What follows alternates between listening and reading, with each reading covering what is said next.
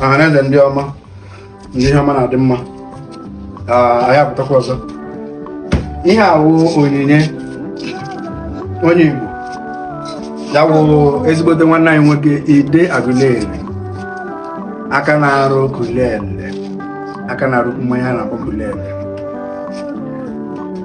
O nyere onyinye a. Ihe a wụ solar energy, solar street lights. Unu ma mgbe m gara Benue State na ndị Igbo, etiri m mkpu n'oke olu sị ụmụ Igbo biko nọ na ndị a ụmụnne anyị anụ na Benue enwe ọkụ, ha enwe mmiri, ha enwe ụzọ. Ezigbote nwanne anyị nwoke, ihe a ole ka ọ dị? 1 2 3 4 5 that is 20. You donated this 20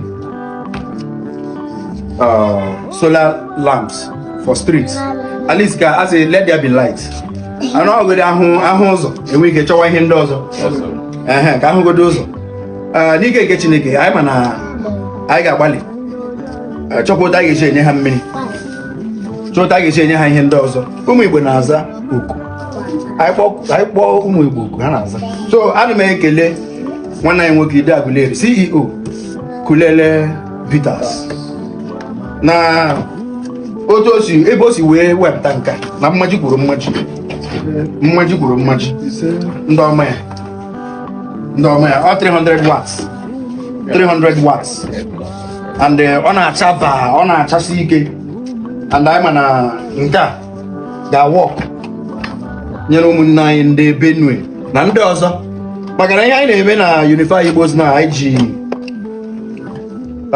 Unify Igbos na nke anyị lọnchịrị program nke anyị lọnchịrị foundation wụ ndị Igbo Cultural and Social Enlightenment for Unity Foundation. Gerekwe ya ọzọ, ndị Igbo Cultural and Social Enlightenment for Unity Foundation wụ na anyị ga na-eji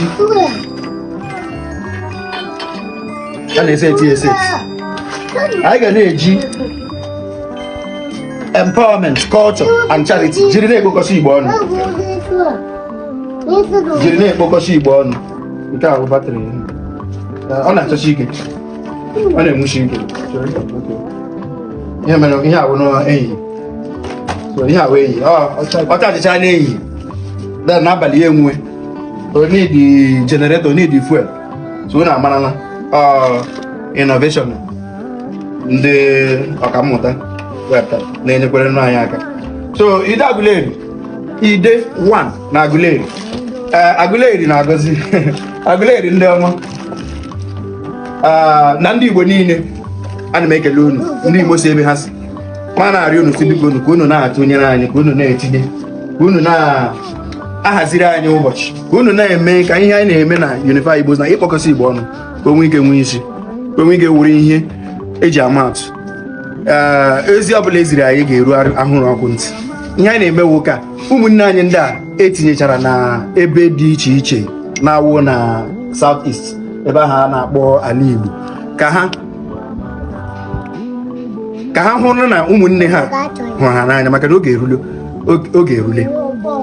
M na-ekwukwe sị ụmụ ntorobịa, ihe a wụ oge anyị ga-eji lebara anya na ihe nke ahụ anyị lepụrụla anya na-akwa ya na ọwụ nke a na ọwụ nke a. Mba, ya ga-akpọ ihe aha until anyị aba n'ime ya mara ihe ọwụ, which is kedu ihe ọwụ that settings design si na ọ ya ga-elekọta Igbo. That is ọhaneze ndị Igbo.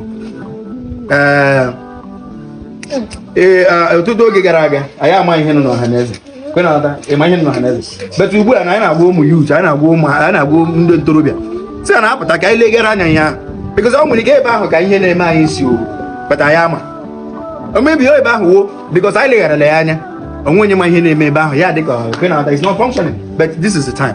So ụmụnne m ndị mụ na ha so aga, ndị mụ na ha so arụ ọrụ ịchịkọta Igbo ọnụ, mana ajụ unu si maazị unu dododo ike akwụla unu na adala mba nke ị na-ememesi ike, nke ọbụla ị na-arụrụsi ike, ebe ọbụla ịnụ na ikwere, ịnụ na ịka, ịnụ na ịkwa na ịnụ na ebe niile, basiwe mba gị ike, gwawa menwe the sensitization ka ọ na-aga, na-eme sensitization, na-akọwara ụmụnne gị, na-akọwara ndị ọhaneze si lekwe Igbo wofu, a na-awụ Igbo awụ, a na-eme Igbo eme, onye na-eme Igbo, onye na-azụ ahịa na nna ụbọchị na anọ onye Igbo, onye na-aga ọjị, onye na-eri ji, onye na-eme ji ọhụrụ bụ onye Igbo, onye na-aga ọfọ na-atụkwa ugwu bụ gịnị?